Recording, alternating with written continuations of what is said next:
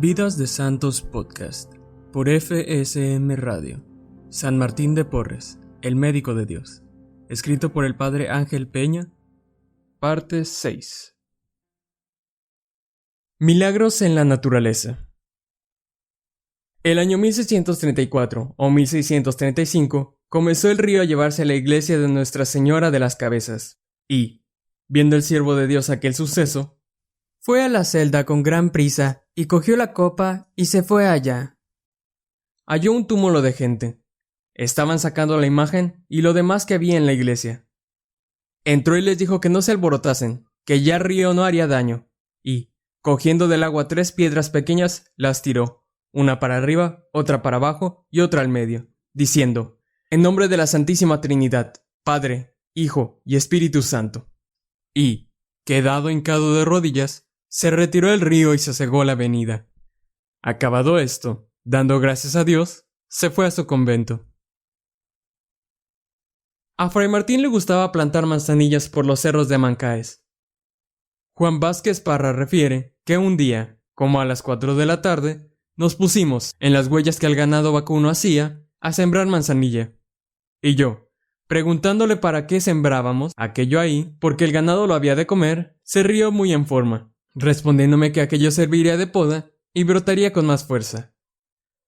Yo le repetí que era disparate plantar allí, porque se lo había de comer el ganado, y él respondió que no, que yo tendría cuenta de ir cada 2 días y dar una vuelta para ahuyentar el ganado, lo cual hice a los 3 días de plantado. Fui a aquel sitio y hallé alrededor mucho ganado, y las plantas vivas que, al parecer, tenían más de 1 año de sembradura. Al cabo de 5 días, volvimos, y me dijo que cada rama de aquellas la cortase e hiciera 3 partes de ella, que él iría plantando como lo hizo. Y viendo que era tarde, yo me puse a plantar también, y metía 3 o 4 ramas en cada agujero, y él volvió a mí y me dijo con mucho amor: esto no se ha de hacer, si no es como yo lo voy poniendo, que Dios es Dios y obrará en todo, que nada de esto se nos ha de perder. Aquí el testigo manifiesta su extrañeza, porque la manzanilla sembrada hacía pocos días estaba tan grande que al parecer tenía más de 1 año de sembradura, algo realmente fuera de lo natural. El mismo testigo nos habla del olivar plantado por Fray Martín. Fue con él a la hacienda de Limatambo, donde estaba Fray Francisco con los novicios, haciendo la poda de los olivares. Y Fray Martín dijo: cortaremos estacas de olivo para desde el camino real hasta el molino hacia un olivar, para que estos muchachos tengan en el tiempo de adelante con qué poder pasar, porque el olivar que hay hoy es ya viejo y será criando otro nuevo. De aquí a 30 años, que ya ellos serán hombres maduros, dirán que Dios perdone a quien plantó este olivar. Pidió al padre Fray Francisco que le fuese apartando varas, porque tenía dispuesto plantar un olivar desde el camino real hasta el molino. Se rió Fray Francisco diciendo que dónde podía haber tantas varas. Respondió: no se aflija, que la providencia de Dios es grande. Que con los muchachos había harto para que le hiciesen agujeros. Que su paternidad mandase que con 4 mulas y 2 negros se las fuesen llevando allí.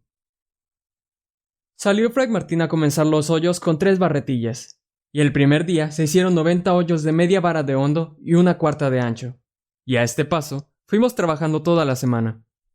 El sábado por la mañana se levantó, dando gracias a Dios que le había dejado llegar al día que comenzaba a plantar su olivar, y comenzando a poner varas, fuimos plantando todo aquel día y al día siguiente lunes.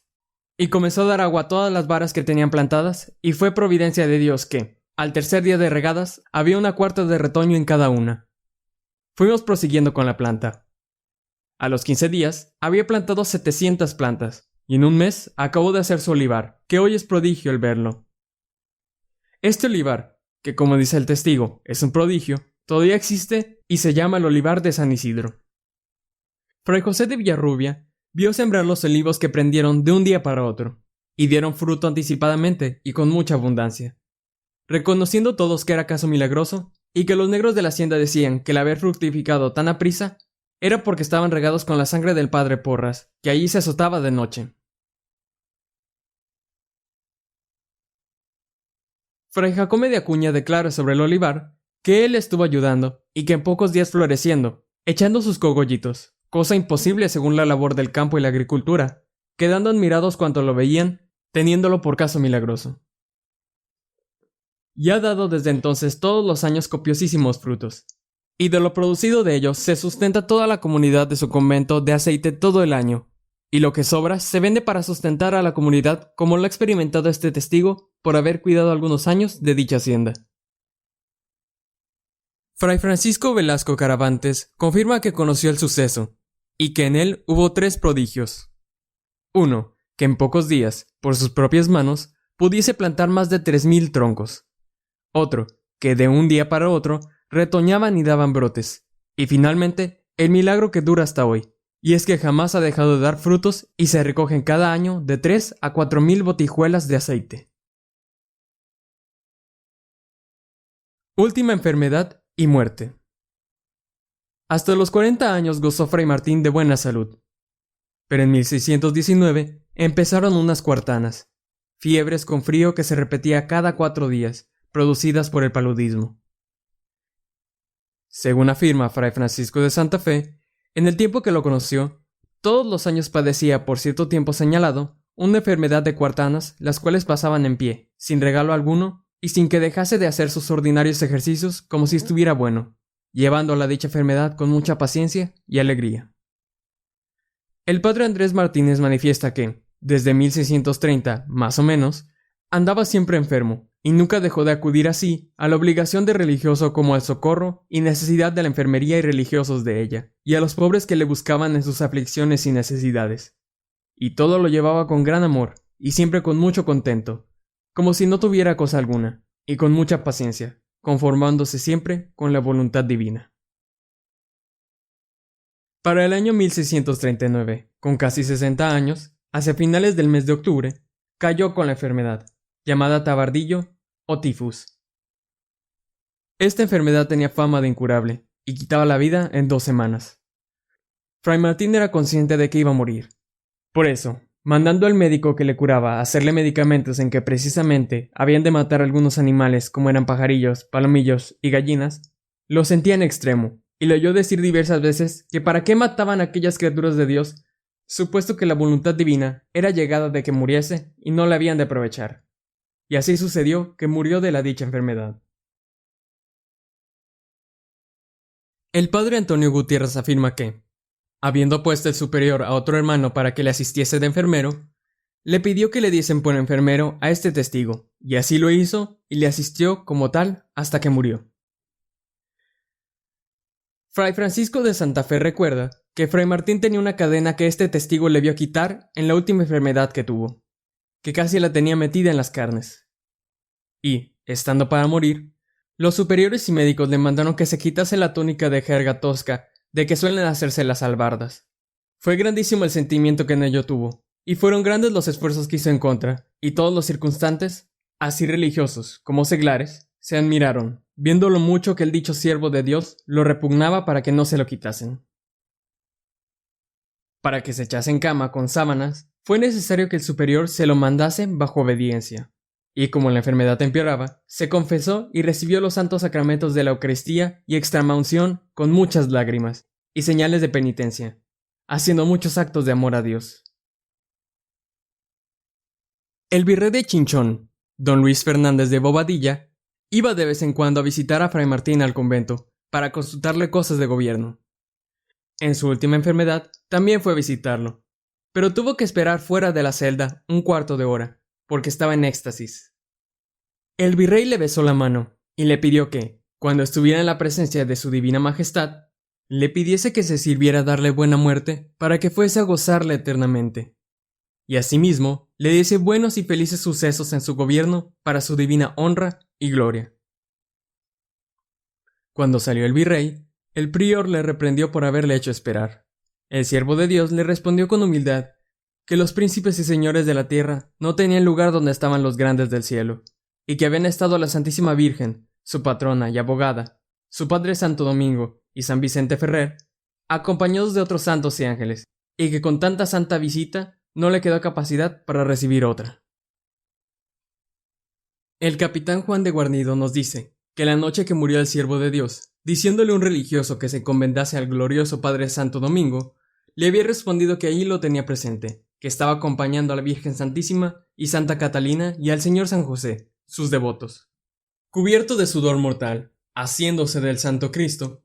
Viéndolo este testigo, le volvió a decir si tocarían tablas para llamar a la comunidad, y bajando la cabeza, le dijo que sí. Con que acudió al convento, y hecha la diligencia, dio el alma a su criador entre las 8 y 9 de la noche. Inmediatamente después de muerto, se pusieron a amortajarlo.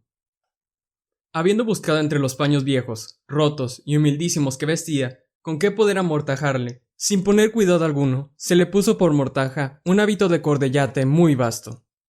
De este hábito, había dicho Fray Martín al padre Juan de Barbazán que con éste me han de enterrar, y habiendo reparado en ello, pareció profecía el haberlo dicho así el venerable hermano Fray Martín de Porras. Esa misma noche de su muerte, como a las 3 o 4 de la mañana, fue llevado su cadáver en hombros de los frailes a la iglesia, poniéndolo en un catafalco en el presbítero. El cuerpo parecía rígido, y afirma el padre Cipriano de Medina que, llevado del amor que le tenía el hermano Fray Martín, le dijo en presencia de todos, y en voz alta, que oyeron muchos: «¿Cómo, hermano, vino tanto yerto e intratable a tiempo que se acerca el día, y está la ciudad toda prevenida para veros y alabar a Dios en vos? Pedidle ponga este cuerpo tratable, para que le demos muchas gracias por ello». Caso raro, apenas se pasó un cuarto de hora cuando le reconocieron más tratable y dócil de cuerpo que cuando estaba vivo, y lo levantamos y lo sentamos como cualquier hombre vivo, con que, entrando la ciudad por la mañana en nuestra iglesia, lo reconocieron, no solo en la forma dicha, sino exhalando de sí una fragancia tan grande que embelesaba a los que se acercaban, y le hacían pedazos la ropa que tenía, de manera que fue menester vestirlo muchas veces y pedir guarda especial para el cuerpo. Se resolvió enterrarlo aquella misma tarde para evitar inconvenientes, asistiendo todos a su entierro y aclamándole por santo, llevándole cargando en sus hombros el señor arzobispo de México y el señor don Pedro de Ortega Sotomayor, dignidad entonces de esta catedral y hoy obispo de Cusco, el señor don Juan de Peñafiel, oidor de esta audiencia, y otro señor grave. El padre Gaspar de Saldaña, que era el prior del convento, presidió la misa del entierro, como lo dice él mismo. Este testigo hizo oficio de preste, y lo trajeron en procesión por todo alrededor del claustro, hasta llegar a la sala del capítulo, donde tienen su entierro todos los religiosos del convento, y estuvieron hasta verle enterrar en su sepultura de los sacerdotes, sin permitir fuese puesto su cuerpo con los demás legos y donados, dándole lugar al lado de otro donado de santa vida, llamado Fray Miguel de Santo Domingo, tan merecedor como el dicho Fray Martín de Porras, por su virtud y santa vida, de que así lo honrasen en su muerte. Y todos, mientras lo llevaron a la sepultura, lo hicieron con grandes exclamaciones de santo. Úrsula Medina afirmó que, siendo de edad de 12 años, se halló en el entierro del venerable hermano Fray Martín, yéndole acompañado con otras mujeres. Y, cuando llegó al cementerio del convento, sintió un olor grandísimo que no parecía de cosa de la tierra. Y esta testiga miró por todas partes a ver si había alguna cosa que causase el dicho olor, y no vio nada. Por ello, juzgó que salía del cuerpo del dicho siervo de Dios. Prácticamente toda la ciudad se puso de pie para ir al entierro de Fray Martín. Todos querían tocar su cuerpo, y, aunque pusieron todo el cuidado en no permitir que le cortasen ninguna reliquia de su ropa, no fue posible conseguirlo, y le cortaron muchos pedazos de los hábitos, teniendo como tenía el dicho venerable hermano, todo su cuerpo tratable, amoroso y oloroso. La tumba se hizo muy profunda, y se depositó su cuerpo sin ataúd, según la costumbre dominica, aunque se acomodó entre 3 tablas largas, una arriba horizontal y otras 2 verticales a los costados.